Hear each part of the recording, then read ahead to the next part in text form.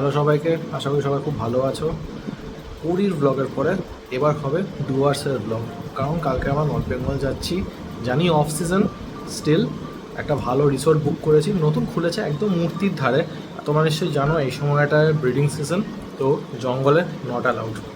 তো আমরা যাব জঙ্গলে, আউটস্কার্টস দিয়ে ঘুরবো, ব্লগিং হবে, খাওয়া দাওয়া, সুইমিং পুলে সাঁতার। চলো, কালকে আবার ভোরবেলা উঠতে হবে, ঘুমোতে হবে আবার। Tata, tata. দুদিন পরে দেখা হবে। দুদিন পরে দেখা হবে। বিকাল বিকাল ঘুরতে হয়ে যাবে, আবার তো রাত্রে সামনে বসবি? না, আমি পেছনেই বসবো। না, আমি ঘুমাবো না, কোনো অসুবিধা নেই। চলো, আমাদের ডুয়ার্স ট্রিপ কিন্তু অলরেডি স্টার্ট হয়ে গেছে।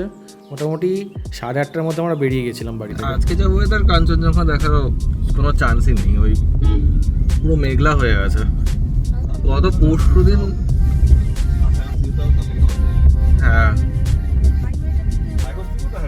তিস্তা ব্যারেজ থেকেও দেখা যায়, তিস্তা ব্যারেজ থেকে ক্লিয়ার দেখা যায় একদম। এটা কি দেখা যায় আমি বলে দিচ্ছি, এটা কাঞ্চনজঙ্ঘা দেখা নিয়ে কথা হচ্ছে। তিস্তা ব্যারেজ থেকে ক্লিয়ার স্কাই থাকলে কিন্তু পুরো ক্লিয়ার কাঞ্চনজঙ্ঘাটা দেখা যায়, ওটা নিয়েই কথা বলছিলাম আমরা।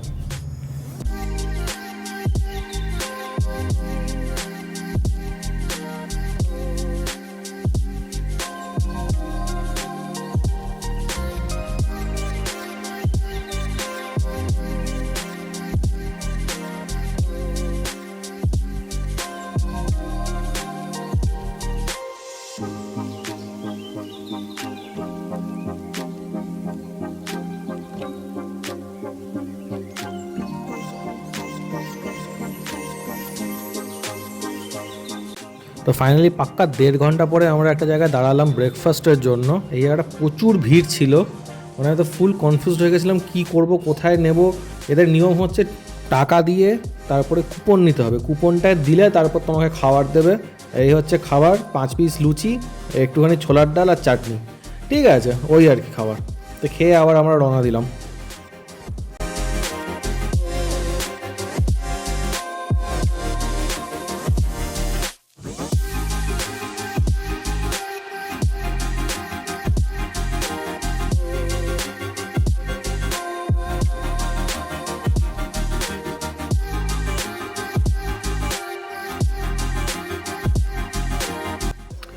এই মোমেন্টে গজলডোবার একটা ব্রিজের ওপরে আছি, এখান থেকে পাহাড়টা দেখা যায়। আর একটু সামনে গেলে তিস্তা ব্যারেজ।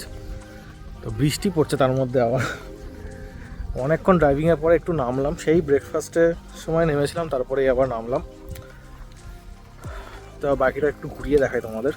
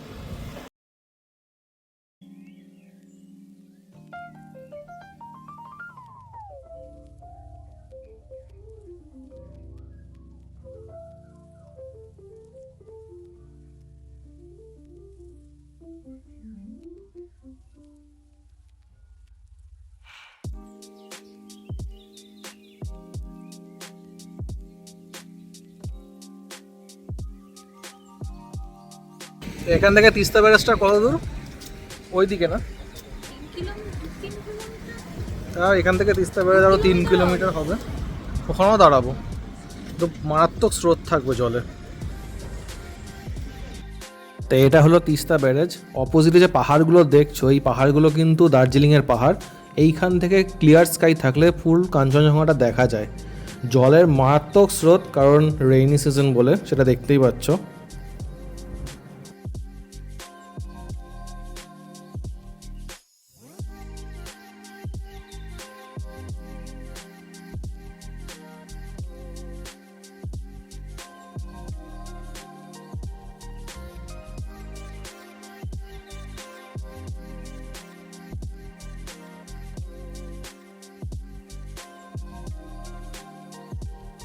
তো এই মোমেন্টে তিস্তা ব্যারেজে একটু নেমেছি, প্রচণ্ড স্রোত এখানে, বর্ষাকালের জন্য পুরো অনেকটাই কিন্তু জল উঠে এসছে। আমার মনে হয় সবকটা গেট খোলা, মোটামুটি 30 to 35টা গেট আছে তিস্তা ব্যারেজে। আমি জাস্ট একবার ঘুরিয়ে দেখাচ্ছি কতটা স্রোত বেড়েছে।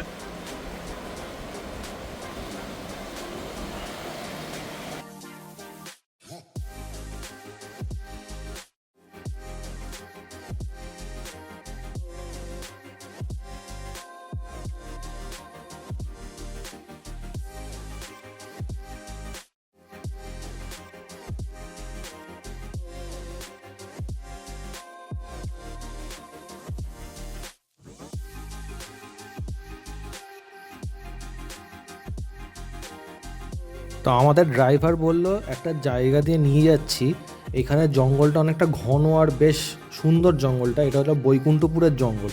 বৈকুণ্ঠপুরের অনেক নাম তোমরা নিশ্চয়ই শুনেছো, অনেক গল্পের বইয়েতেও শুনেছো। এই জঙ্গলে কিন্তু প্রচুর হাতি।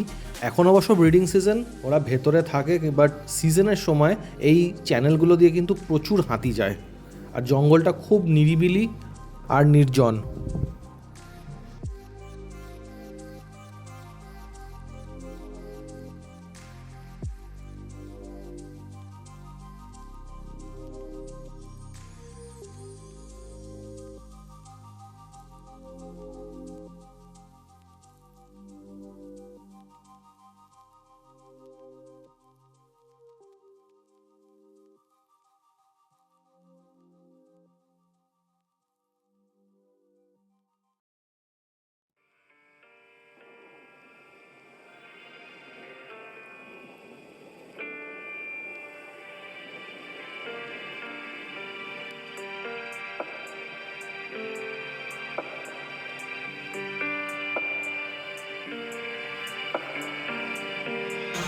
ওদলাবাড়ি যাওয়ার পথে জঙ্গলের পাশে একটা রাস্তায় এই ফরেস্টে এখানে দাঁড়িয়েছি। আমি একটু ফরেস্টের ভেতরে ঢুকছি, ঢোকা যদিও অ্যালাউ না, প্রচণ্ড ডেন্স এখন, যেহেতু বর্ষাকাল, চারিদিকে পোকামাকড় ভর্তি, মানে যা খুশি বেরিয়ে আসতে পারে এখান থেকে, পারলে একটা ডাইনোসরও বেরিয়ে আসবে এরকম। তো আমার সাহস কুলোচ্ছে না, এই অবধি এসছি। আমি এমনও হয়েছে, আগেরবার ডুয়ার্সে এসেছিলাম যখন, তখন আমি দেখেছিলাম এইরকম ডিস্টেন্স থেকে বাইসন দাঁড়িয়ে আছে। তো এখানে রাস্তাটা আবার দুভাগ হয়ে গেছে, তো আমার আর সাহস নেই এর বেশি যাওয়ার। তো চলো ব্যাক করি।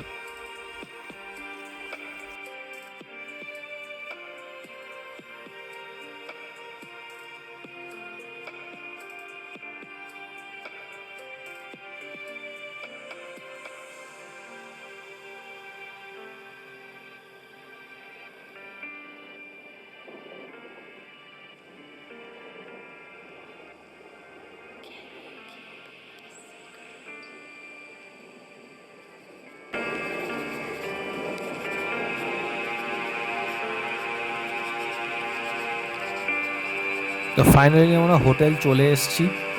এই হোটেলটার ডেসক্রিপশন আমি লিঙ্কে দিয়ে দেবো। এই হোটেলটা কিন্তু তোমরা যদি লাটাগুড়ি ডুয়ার্সে আসো তাহলে কিন্তু অবশ্যই এই হোটেলটাকে ট্রাই করতে পারো। নতুন খুলেছে রিসর্টটা, অসাধারণ, জাস্ট মূর্তির একদম পাশে, মানে পারলে মূর্তিকে একদম হোটেলের পাশ দিয়ে নিয়ে আসে এরকম, খুবই ভালো। একটু হালকা এক্সপেন্সিভের দিকে, রুমগুলো তো দেখতেই পাচ্ছ কীরকম, বাট এই যে জানলা দিয়ে খুললাম, পুরো মূর্তি দেখা যাচ্ছে, সামনে সুইমিং পুল, মানে ওইদিকে জঙ্গল, ওখান থেকে যদি কোনো গন্ডার, হরিণ বা হাতি বেরিয়ে আসে তোমরা কিন্তু সেটা দেখতে পারবে।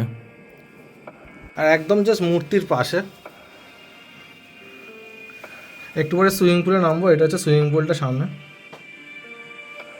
মানে অসাধারণ ভিউ, আমার তো ভালোই লেগেছে। দুদিন থাকার জন্য এনাফ।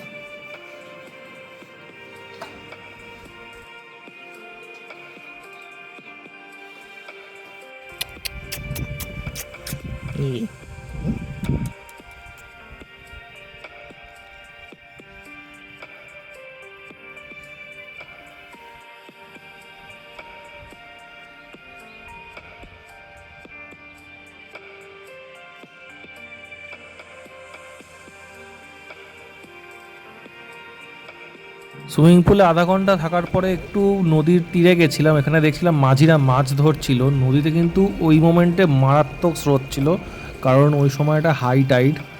নদীটা অতটাও ডিপ না হলেও এতটাই স্রোত, কেউ যদি মাঝখানে যায় তাকে টেনে নিয়ে চলে যাবে। এইখানে আমি একটুখানি নেমেই বুঝতে পেরেছিলাম কতটা স্রোত, মানে জাস্ট পড়ে যাচ্ছিলাম। এইরকম করে একটু অনেকক্ষণ বসেছিলাম, উঠতে গেলেই টেনে নিয়ে যাচ্ছিল। এখানে বসেছে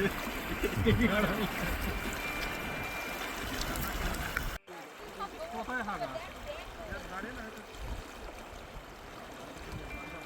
আমি যেখানে পাওয়া আমার এখানে আছে, এখানে কিন্তু একটা স্টেপ আছে।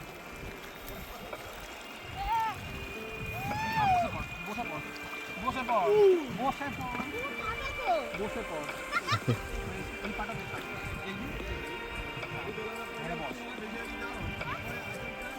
এখানে বস হ্যাঁ বসে পড়।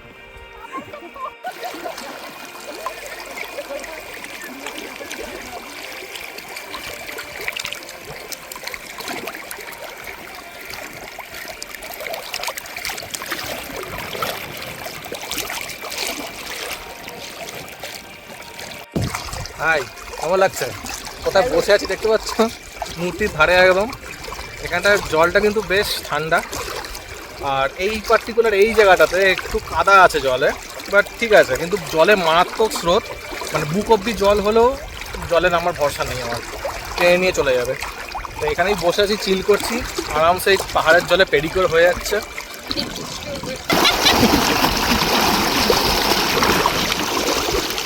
দেখে নিয়েছো পেডিকিওর, এইভাবে পেডিকিওর করছি।